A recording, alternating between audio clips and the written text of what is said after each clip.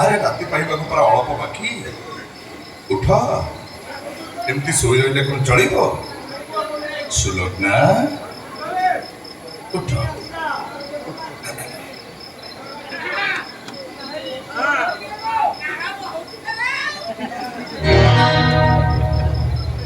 ଈଶାନ୍ତ ବାବୁ ଆପଣ? ହଁ, ମୁଁ ଶାନ୍ତ।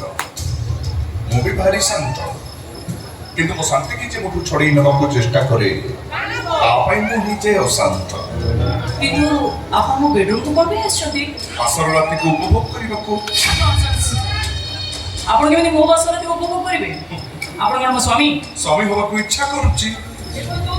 ଏମିତି ଅବଦାନ ମୋ ଦାଦ ପସନ୍ଦ ନୁହଁ। ଶଙ୍ଖା ସିନ୍ଦୁରର ରଙ୍ଗ ଲଗେଇ ତମେ ରଙ୍ଗନାଗରୀ ସାଜିଛ। ସେ ରଙ୍ଗର ସାର୍ଥକତା ଦେଇ ମୁଁ ତମ ରଙ୍ଗନାଗର ସଜିବାକୁ ଚାହେଁ। ମୋ ରଙ୍ଗନାଗର ଆପଣ ନୁହନ୍ତି। ଯିଏ ହେଇଥିଲେ ସିଏ ନାହାନ୍ତି।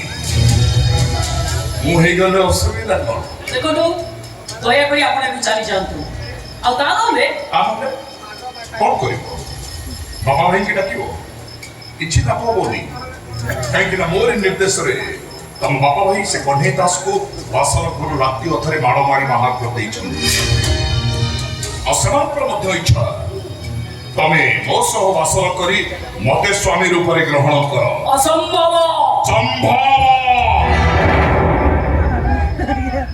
ସୁଲଗ୍ନରେ ଜନ୍ମ ହୋଇଥିଲ ବୋଲି ତମ ବାପା ବୋଉ ତମ ନାଁ ଦେଇଥିଲେ ସୁଲଗ୍ନା।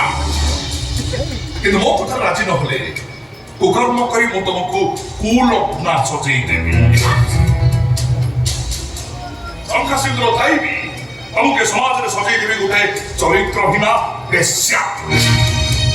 କିନ୍ତୁ କାହିଁକି? କଣ ପାଇଁ ଏତେ ବଡ଼ ସର୍ବନାଶ ଆପଣ ମୋର କରିବେ? କି କ୍ଷତି ମୁଁ କରିଛି ଆପଣଙ୍କର? କ୍ଷତି ନୁହେଁ, ଆସକ୍ତି। ଉଚ୍ଛଳା ଯୌବନର ଆକର୍ଷଣ,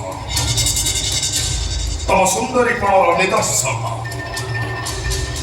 ତମ ଗର୍ବ ତମ ଅହଙ୍କାରର ପ୍ରତିରୋଧ। ଆସ, ଅବିଳମ୍ବ କରି ଏହି ଶାନ୍ତର ବାହୁବନ୍ଧନକୁ ଆରେ କରି ଚାଲି ଆସ। ଏହି ଶାନ୍ତ ନ ହଉ ଅଶାନ୍ତ, ମିଳନର ଫଳାଫଳ ମିଳିଯାଉ ଅମୃତ। ତାହେଲେ ମୁଁ ତତେ ଧର୍ଷଣ କରିବି।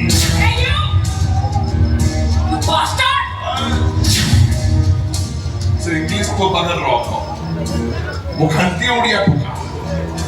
ଏଇଠି ଏବେ ଏଇ ମୁହୂର୍ତ୍ତରେ ତତେ ସ୍ତ୍ରୀ ଭାବେ ଗ୍ରହଣ କରି ତୋ ସହ ମୁଁ ବାସର କରିବି।